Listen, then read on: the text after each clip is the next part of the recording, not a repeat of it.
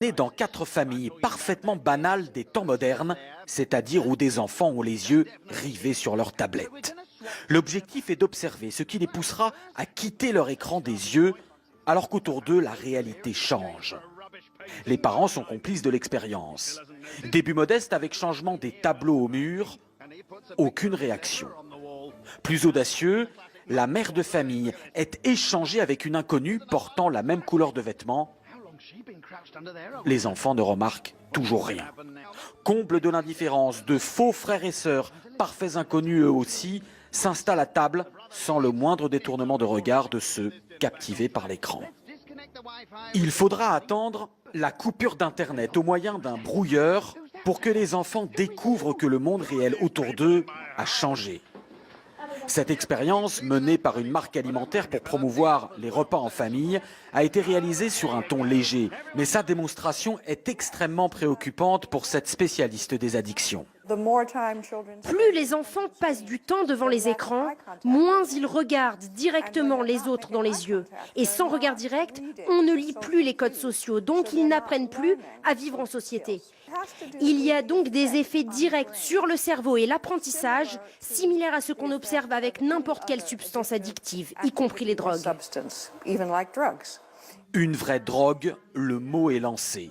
Au Royaume-Uni, une autre addictologue réputée est allée encore plus loin, déclarant récemment dans une conférence « Je dis toujours aux parents, quand vous donnez à votre enfant une tablette ou un smartphone, en réalité, c'est comme si vous lui donniez une bouteille de vin ou 1 gramme de cocaïne. » Ce psychiatre britannique, lui, a été l'un des premiers, il y a 10 ans, à considérer les jeux vidéo et les écrans comme une addiction grave, avec là encore des comportements similaires à la drogue, y compris lorsque les patients sont en manque.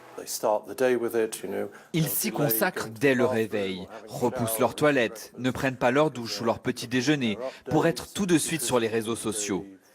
J'ai eu des patients à la clinique qui, privés de leurs écrans, devenaient suicidaires, devenaient violents. J'en ai eu qui nous menaçaient avec une batte de baseball si on leur coupait leur connexion Internet. Sans atteindre une telle extrémité, la famille Cook subit cette dépendance aux écrans. Le fils sur son smartphone, la fille sur sa tablette, et des parents qui se sentent dépassés. Quand je vois les réactions de mon fils, si on lui enlève son portable, c'est une addiction. On va peut-être devoir faire une intervention. Je plaisante pas, c'est comme un drogué. L'intervention, cela peut être ceci, un sevrage, qui utilise là encore les mêmes techniques que pour les addictions à la drogue. Au Royaume-Uni et aux États-Unis, de nombreuses institutions proposent des cures de désintoxication en pleine forêt. Ce jeune homme est là depuis plusieurs semaines et semble littéralement renaître. Je commence enfin à me dire, va dehors, il y a un monde entier à voir et à explorer. Et quand tu ne fais que fixer ton écran, c'est vraiment malsain.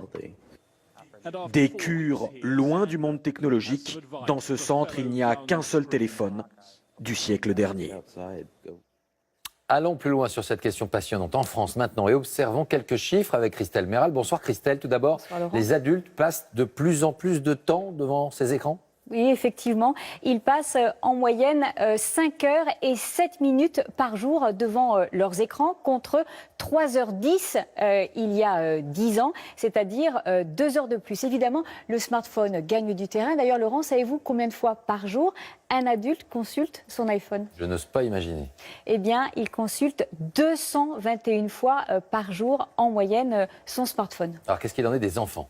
Eh bien, les enfants, en moyenne, ils passent 4 heures et 11 minutes par jour devant les écrans. C'est 1 heure de plus qu'il y a 10 ans. Une forte hausse due à l'effet tablette. Désormais, près d'un tiers des enfants possèdent leur tablette. Et on peut donc parler clairement d'addiction. Oui, selon certains scientifiques, pour les adultes, les vacances déconnectées se développent. Aucun écran pendant plusieurs jours.